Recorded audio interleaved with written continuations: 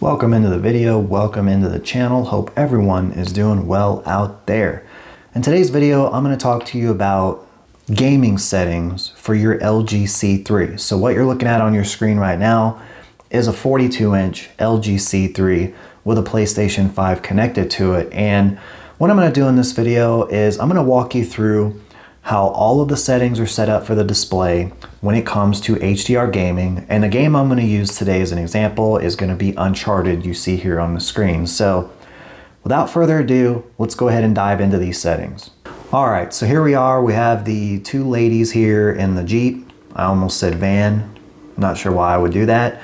Anyway, I feel like this is a very nice, beautiful bit of scenery here where I can kind of show off how the settings are set up and talk to you about why I have them set up that way. So the first thing you're going to need to do is to decide what form of tone mapping you're going to use as your setup. So for example, here on the LG C3, you have three options when it comes to tone mapping and HDR content for gaming. You have dynamic tone mapping on, off, or HGIG. And if you're new to messing with settings on your display and you're not really familiar with what tone mapping is, I'm going to give you the 10,000 foot view of the difference between dynamic tone mapping on and HGIG. So the best way I can put this is, if overall image brightness is what you're going to prioritize and you're okay sacrificing things like details in image, so if you're kind of looking in a darker area, you won't see as many of the details in the dark area, or if you're willing to sacrifice some color volume, so that depth of colors in your image, and overall image brightness is your priority, my recommendation is to calibrate your setup based on dynamic tone mapping on. However, if you're okay with sacrificing a little bit of overall image brightness for the benefit of gaining extra color volume and depth there, so your colors are going to pop a little bit more or look more realistic, I should say, and you're going to have a little bit more image detail, especially in the darker areas, then HGIG is the way that you're going to want to go. And for the sake of this video and how I have my PS5 and LG C3 set up, I have mine calibrated for HGIG, which is going to be the premise for this video. So if you're somebody who is going to want to do dynamic tone mapping on settings, leave me a comment below, let me know that, and I can do a separate video showing you how I would set up the display based on dynamic tone mapping on. All right, now that I've mentioned that, the first step to setting up your C3 based on what tone mapping you're going to use is to actually calibrate your console, which in this case will be the PlayStation 5. And I've already done that step. Everything's set up on my display.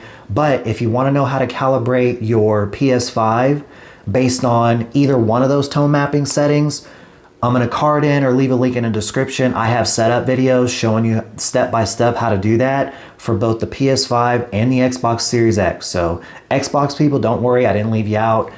Watch those videos, come back here, pick up where you left off, and then continue on. So now that we have an understanding, you've chosen HGIG, you've calibrated your PS5 based around that, now you're ready to actually go into the display settings on the C3. Let's go ahead and do that real quick. So of course you're going to press and hold that settings button. And it should already say Game Optimizer HDR. Make sure it says HDR up here. And we're going to go ahead and go into advanced settings. And I'm not going to go in order because I want to go with the one that I think should be the first one you go to make a change from how it is out of the box, which is to go to color.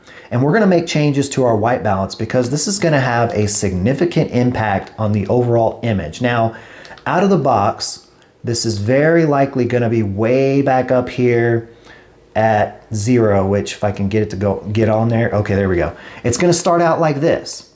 And this is LG's idea of a balanced image between overall blue push and overall red push.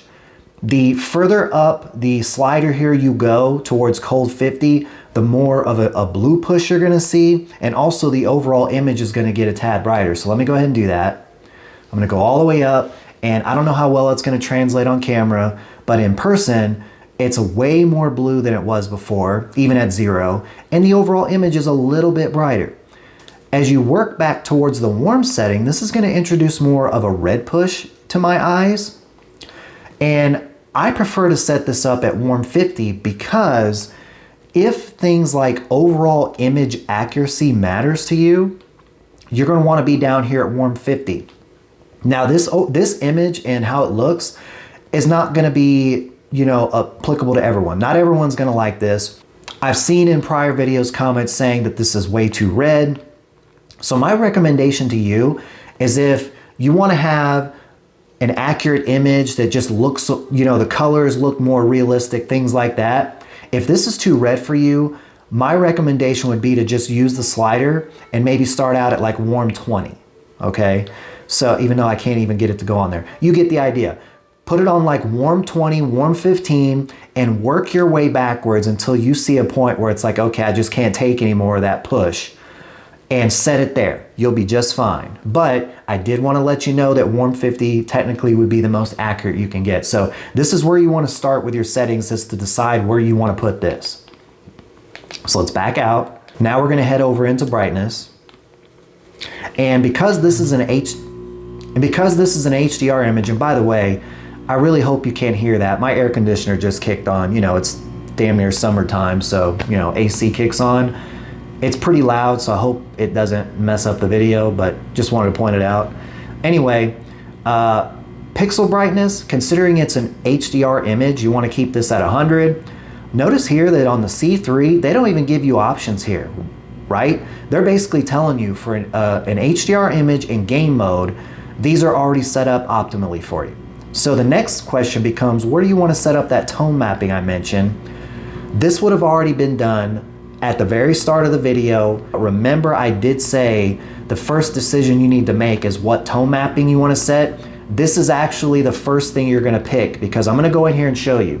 Keep in mind, the PlayStation 5 is optimally calibrated for this HDIG. So when I make changes here, it's not going to look right, because again, you have to calibrate at the console level differently for these options here.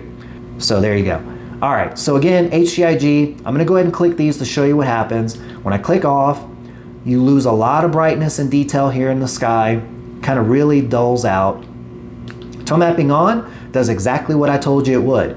It brightens up the overall image dramatically, but for my eyes and the way this is set up, I'm losing too much detail and things are starting to blend. And I'm going to show you one more difference while I'm actually here, because I think I could spin the camera around and show you an example of this. So when I go back here, the sun should be right up there. Okay, so here, maybe I can show you on the screen. So it's like right up there. And with dynamic tone mapping on and the way this is set up, notice how that sun is just kind of a blob of light, right?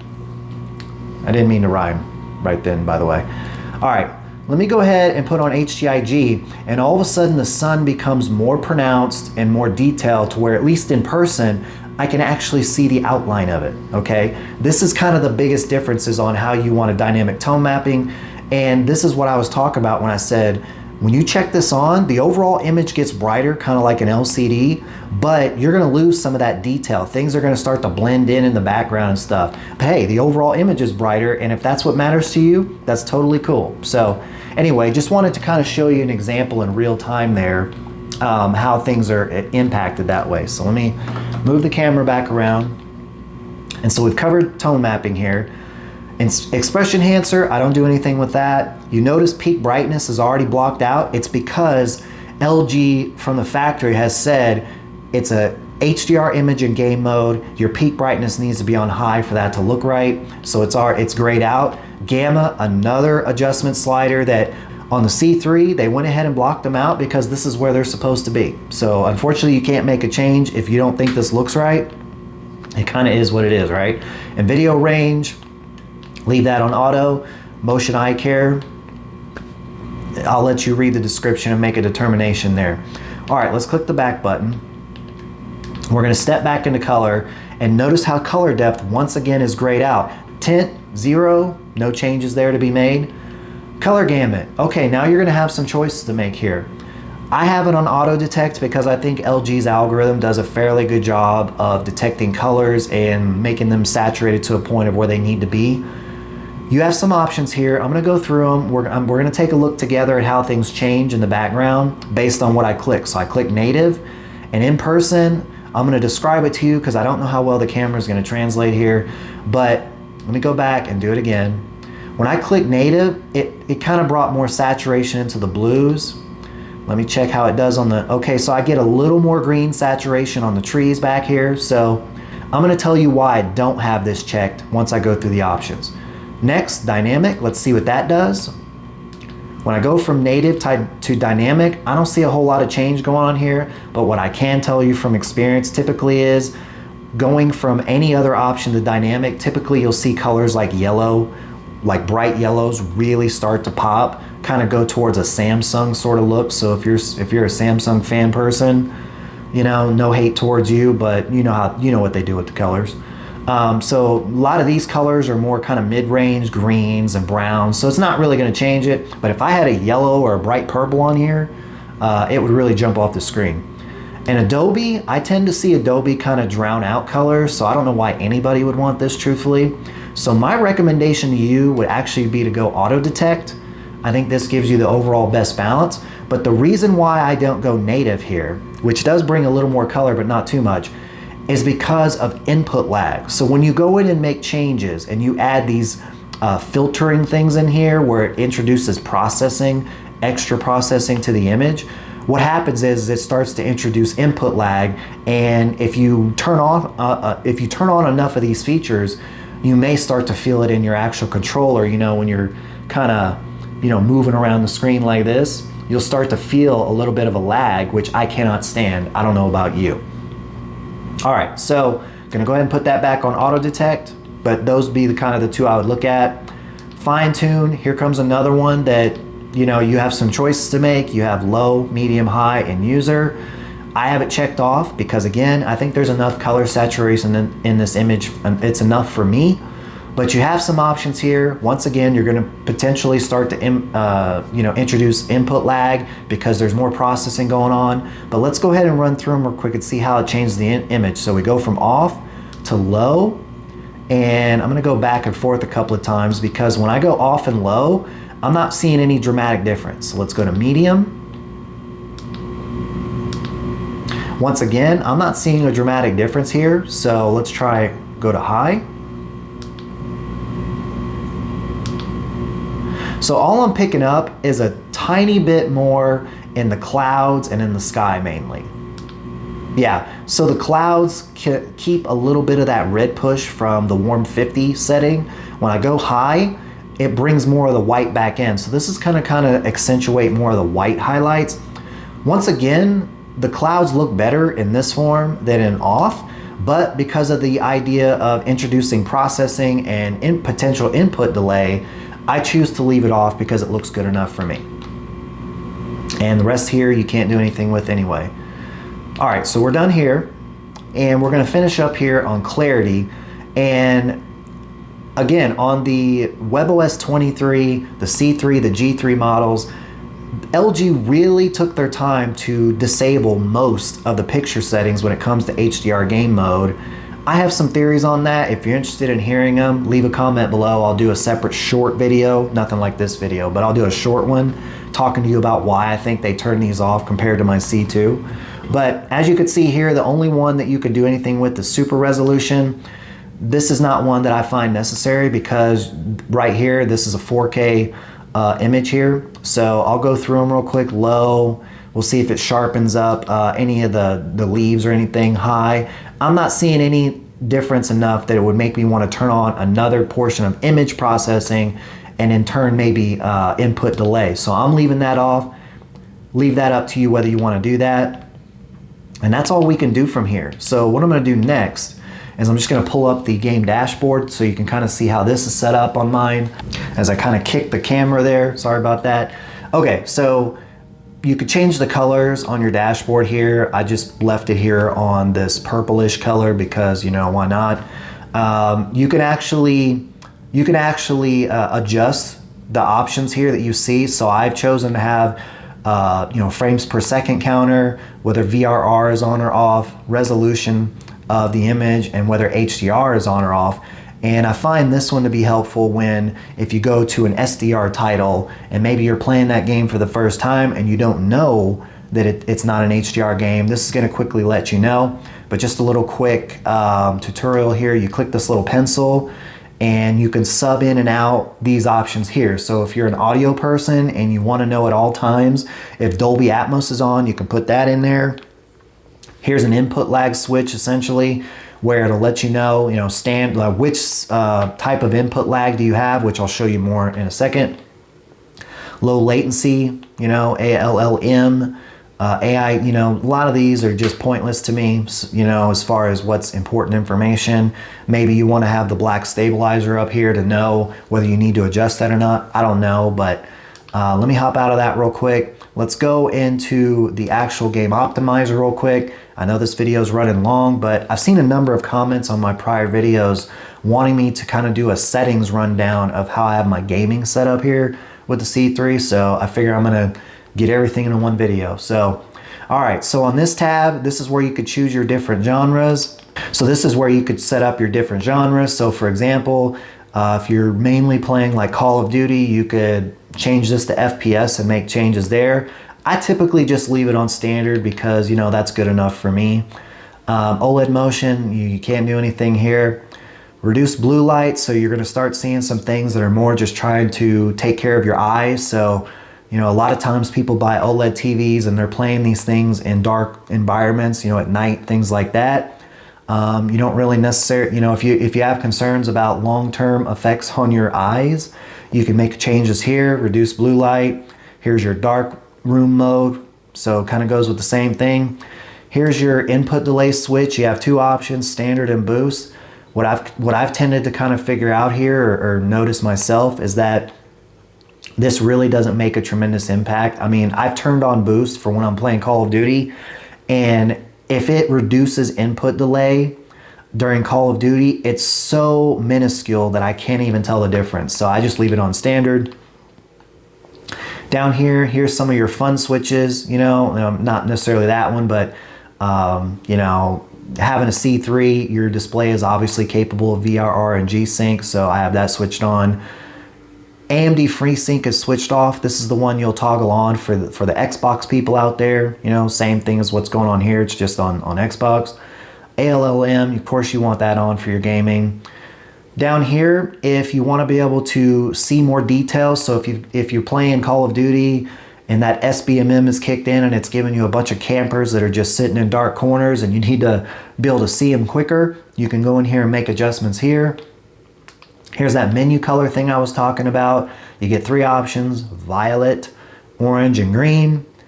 These don't do much for me. I'll go ahead and click them just so you could see them in case you're somebody who hasn't bought the TV yet. You have orange. That's what green looks like. Not really a big fan. I think this probably looks the best. Let's go over to picture and talk about that. Once again, your genre modes are up here, and this is where you're going to kind of fine tune the picture. I believe these came a little bit different out of the box. I made very small changes to these two. Black and white stabilizers. I recommend 10 and 10. I think it's a good overall balance. Game contrast, of course, because it's an HDR image, you're going to want to make sure it's 100. Black level, do not mess with. Sharpness, this is a subjective thing. Once again, if you're playing 4K games mainly, you're probably not going to need this at all. I believe it was default at 10, so I just left it. I don't feel like it's over sharpening anything on this image. And then the color depth, ironically, this is actually the one that's grayed out in the main menu. You actually can manipulate it inside the optimizer. So now I could show you what this looks like. So out of the box, this is going to be 55. And when I go all the way down, it's going to, you're going black and white mode.